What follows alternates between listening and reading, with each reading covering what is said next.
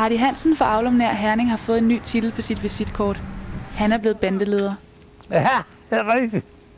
For sin helt egen gruppe af pensionister på elscootere. Vi vil simpelthen prøve at køre en tur ud i det blå, og så se, hvad vi får ud af.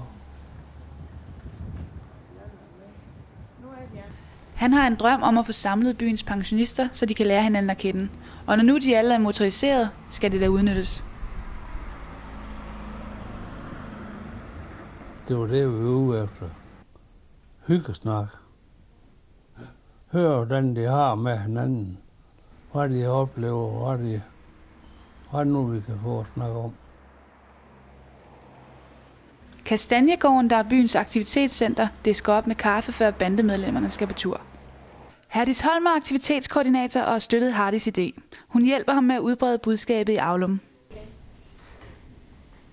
Det er jo meget vigtigt i dag, at alle de her friske pensionister, de har noget at tage sig til.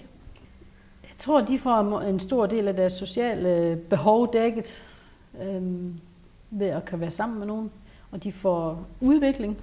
Altså, man udvikler sig også ved at få sådan nogle opgaver. Og så har du som pludselig får sådan nogle ting her ind i sit liv. Flere af de ældre har følt sig usikre i trafikken. Gruppen har haft en kørelærer ude for at genopfriske, hvordan man kan bære sig på vejene. Kom bare ind imellem, mor.